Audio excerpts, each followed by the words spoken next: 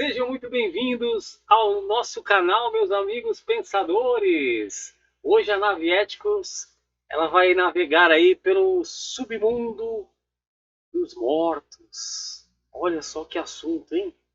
Nós temos uma imagem pelo menos assim, quando falamos da morte, já nos remete àquela figura, né, do Ceifador? Harry Potter lá, é o Dementador, É. né? A foice na mão, né? É coisa do imaginário popular. Já vem essa imagem na nossa cabeça. Mas assim, a morte ela é um espírito. E hoje o Éticos vai ajudar a gente a desmistificar esse tema, Renato. E para muitos é uma dúvida, é uma lacuna que fica na cabeça da pessoa. O que será que acontece quando a gente morre? Será que a gente vê uma luz, aquela luz no fim do túnel que muitas pessoas falam, né? Até a ciência explica que parece que quando a pessoa morre, ela meio que reinicia a primeira lembrança que ela tem, que é do nascimento, né? Que é do momento do parto, que ela vê aquela luz ali saindo ali da mãe, a criança, né? Alguns dizem que pode ser isso. Outros têm experiências pós-morte, por exemplo, o cara morreu, tá lá no hospital e de repente ele sai do corpo literalmente e ele vê o corpo dele ali, né? Experiências de quase morte. Quase morte. E relatam com riquezas de detalhes, experiências que tiveram. E isso, né, diverge de cada indivíduo para outro. A gente tem, por exemplo, a inteligência artificial hoje, os chatbots estão criando aí como se fossem uns avatares que as pessoas conseguem se comunicar com os mortos ali através da inteligência artificial, né? Não tem limites mais para a inteligência artificial, né? Bom, hoje nós vamos esclarecer muitas coisas, mas tudo sobre, obviamente, a luz das escrituras sagradas, né? A Bíblia fala, Renato, alguma coisa, dá algum relato, ela é específica quanto ao destino que as pessoas levam depois que morrem, né? Tem alguma menção bíblica a respeito disso, dessa Com situação? certeza, claro que tem, né? Mas antes de mais nada, eu quero saudar a todos os meus passageiros, tripulantes, pensadores da nave Éticos, sejam muito bem-vindos. Espero que vocês tenham uma viagem espetacular. Antes de mais nada, vão lá, curtam, comentem, compartilhem. Aqueles que não são inscritos, se inscrevam no canal, acionem o sininho das notificações e nos ajudem a alçar voos cada vez maiores, por favor, hein? Então, a Bíblia diz sim, claro, inclusive em Hebreus 9:27, vou até abrir aqui para a gente ler. Espada sempre à mão, né, Renato? Sim. Hebreus 9:27 diz o seguinte: da mesma forma como o homem está destinado a morrer uma só vez e depois disso enfrentar o juízo. Né? Então aqui a gente já tem uma questão aí que a gente vai morrer uma vez e Uma só vez. A Bíblia fala uma só vez. uma só vez. Cada um tem direito ou dever de morrer uma só vez, né? E uma coisa interessante aí que eu acho que era bom ressaltar a gente, por mais que a gente saiba, né, a única certeza na vida que se tem é a morte, a gente nunca está preparado para a morte, né? E a gente é tão apegado a este mundo que a gente vê a morte como algo ruim. E na verdade ela pode ser algo muito bom, se a gente tiver o entendimento correto das coisas, né? Mas indo lá ao princípio, em Gênesis 3,19, diz uma frase que é muito conhecida, talvez nem todos saibam de onde vem essa frase, né? Mas diz, do pó viemos e ao pó retornaremos. Então isso se diz do nosso corpo físico, né? A gente morre, ele é enterrado ou muitas vezes cremado, né? Sim. E vira pó. O corpo, a carne vira pó, né?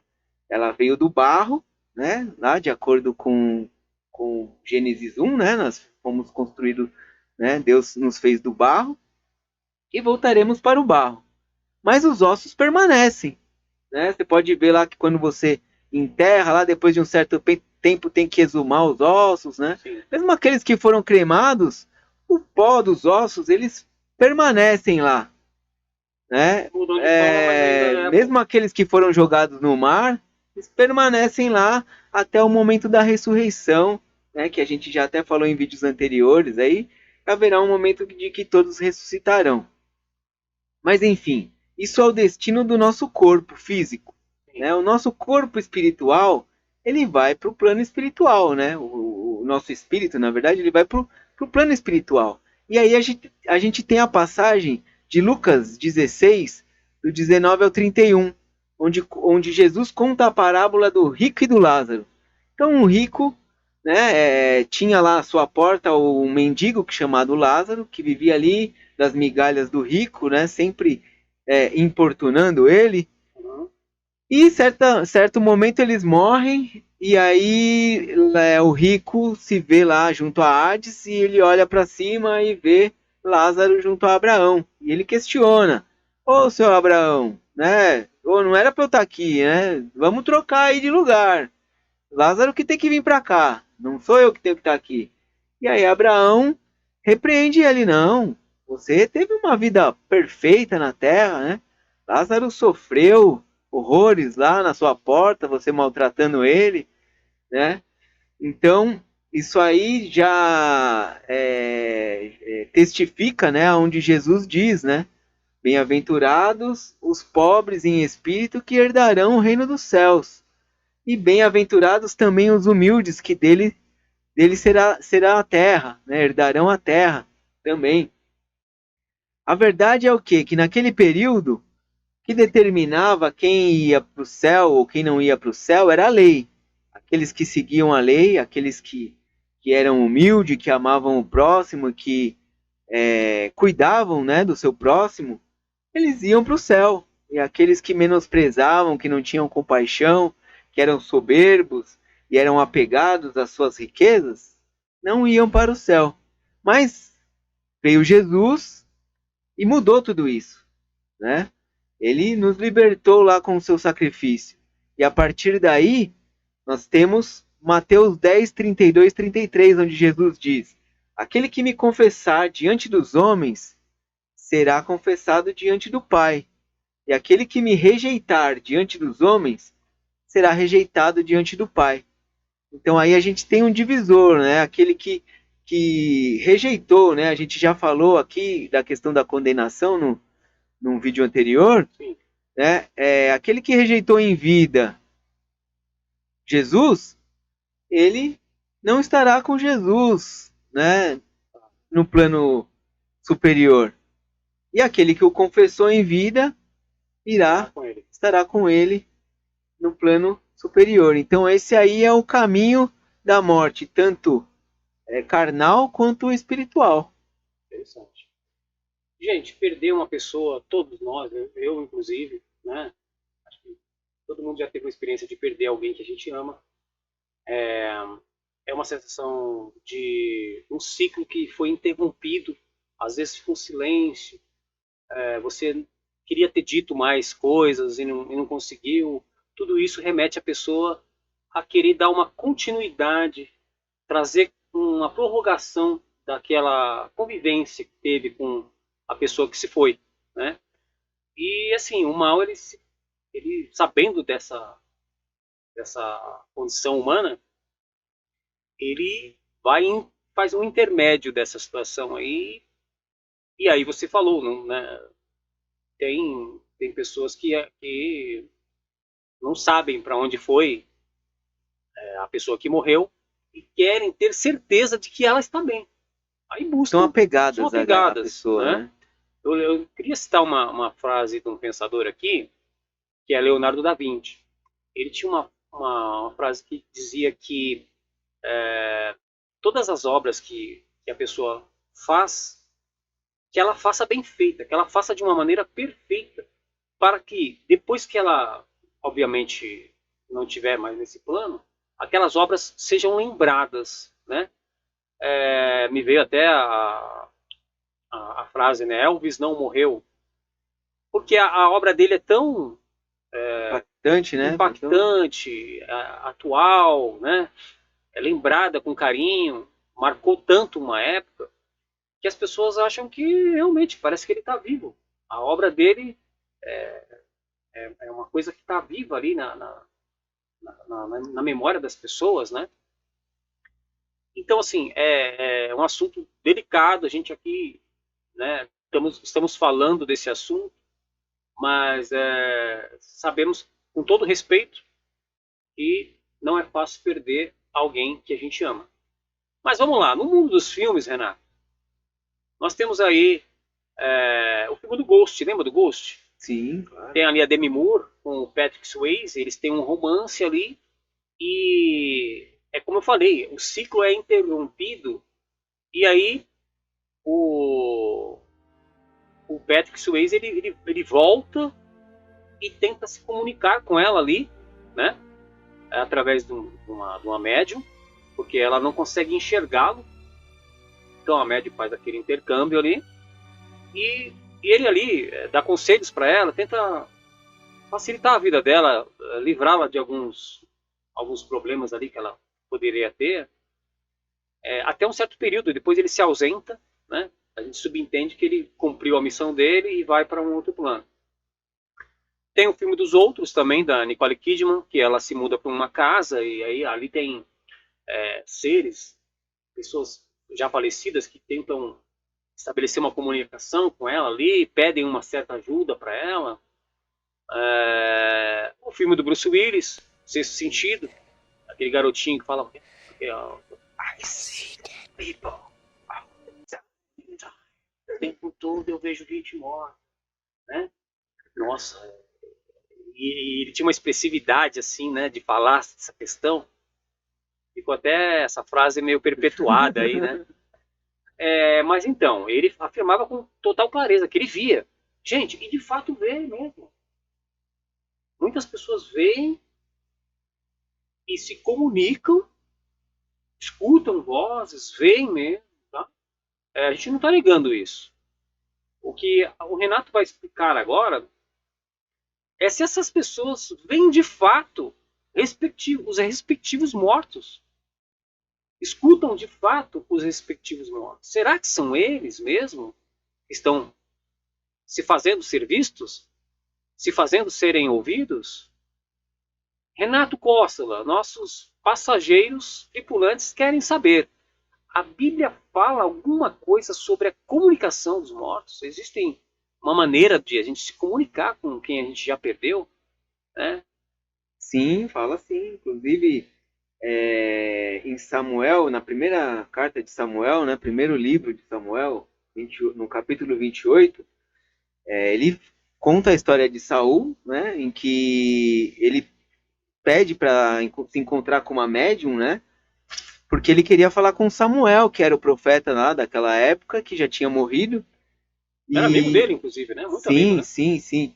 E ele não acreditava, né? Não queria acreditar nas profecias de Samuel. Ele tinha meio que se distanciado de Deus. Estava ali sendo atormentado por espíritos, né? E aí ele vai para a média e fala assim, não, eu quero falar com Samuel porque as coisas que, né, não estão indo muito bem por aqui. E aí a médium começa a estabelecer uma conexão ali, né? E ela fala assim, eu tô vendo ele subir, né? E aí a gente vê, né? Como a gente já falou aqui, o céu é um plano superior, né? O inferno é um plano inferior. E lógico, Samuel era um profeta, né? Ele servia a Deus. Sim. Jamais ele ia subir. Jamais ele viria de um plano inferior. Se ele fosse se comunicar com Saul, ela teria descrito assim, desceu. Ah, sim, faz todo sentido. Desceu. Assim como a gente vê diversas vezes quando vem o anjo falar, desceu um anjo. Isso. Né? O anjo foi encontrar com Maria, desceu o anjo. O anjo foi falar com Daniel, desceu o anjo. A Bíblia, só para me entender, então fala que o Espírito subiu. Sim, ela viu Samuel subindo. Emergindo, tá, entendi. Subindo, né? Samuel. Tá. E ali realmente aquele ser ali se comunica como Samuel, né? Conta coisas que Samuel conversou com Saul.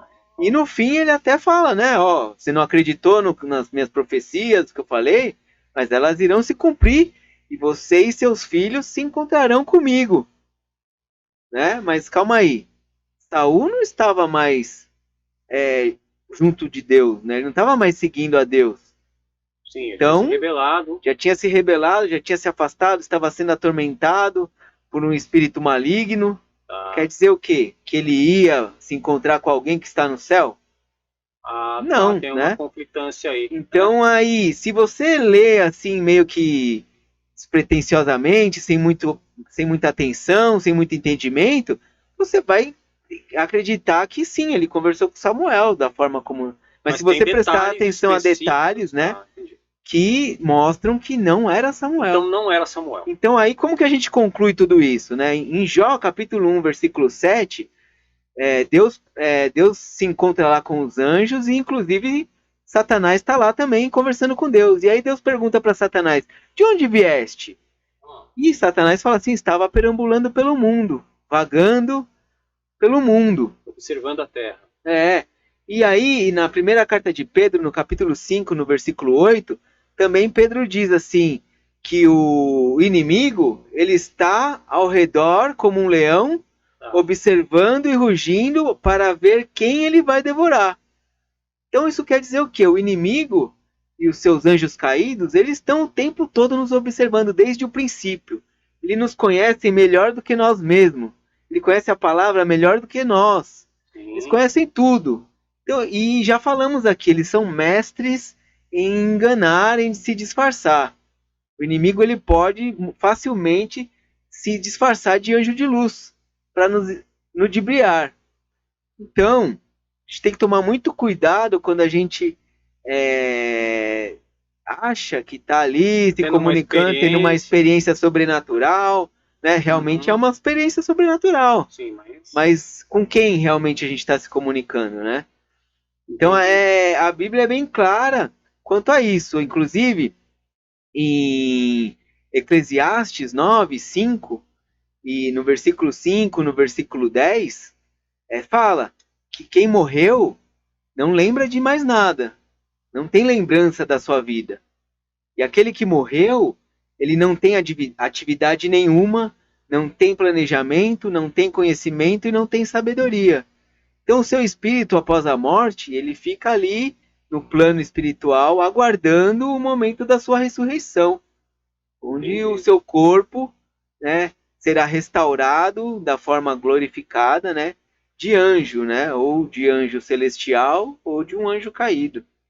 Então esse é o caminho da morte, vamos dizer assim. Então você deu informações valiosas, né? Mas sim, tem muitas doutrinas, filosofias humanas que meio que se chocam com essas informações. Por exemplo, você falou que aos homens está ordenado morrerem uma só vez. Nós temos a teoria da reencarnação, que os espíritas defendem, né? Os budistas também, né? Tem o processo do nirvana, que vai encarnações sucessivas, né? Até atingir o nirvana, né? A plenitude. A questão de obras também, né? Tem os católicos têm lá a questão do purgatório, a alma passa por aquele processo do purgatório. Até, no espiritismo também tem um umbral, né? Que seria um plano em que as almas se aperfeiçoam ali também. Então a gente fala assim, pô, mas não tem atividade, mas tem algumas religiões que afirmam que sim. Precisam saber aonde que a fé delas está alicerçada, de onde que elas tiram esse fundamento. Porque a Bíblia, ela fala uma coisa diferente, não é isso? Aqui nós não estamos, de maneira alguma, escarnecendo da fé de ninguém, tá? A gente está procurando levar informações que estão na Bíblia, inclusive na Bíblia católica, né? A Bíblia é uma só, pessoal. Tem alguns livros apócrifos que, em um certo momento, em um outro episódio, nós vamos falar sobre eles. Mas com todo respeito, a gente se atenta com o que está escrito e traz para vocês. Aí fica a critério de cada um analisar as coisas, né? E verem, julgarem se há coerência, se não há. Mas uma coisa é fato, está escrito. Está escrito aqui. Não pode ser retirado do que da Bíblia. Então tem muitas, né?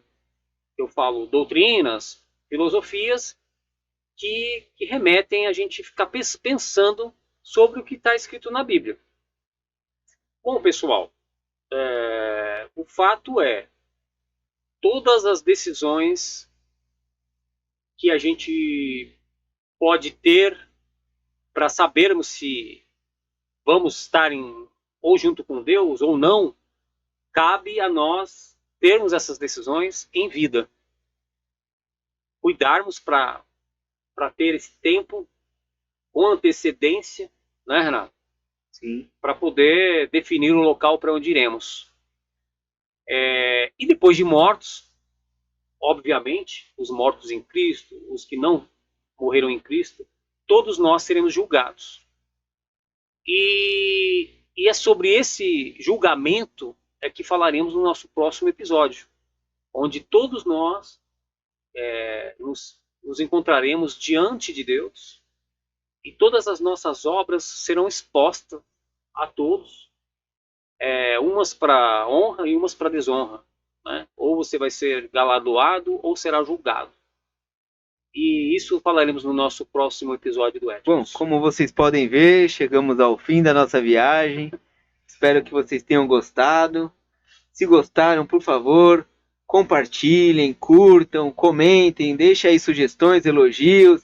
Se não gostaram também, por favor, né? Deixe um comentário, uma crítica, né? Algo que a gente possa ler e aperfeiçoar e melhorar para que, de repente, no próximo você goste. Ajudar a pilotar a nave, né? Sim, com certeza. Participem, por favor. Isso aí. Seremos muito gratos, né, por todos participarem. Mas não esqueçamos jamais, melhor do que sermos céticos é sermos éticos. Isso aí, Renato. Né? Venha ser ético você também. Até breve. Fiquem com Deus. Tchau, tchau. Tchau, tchau.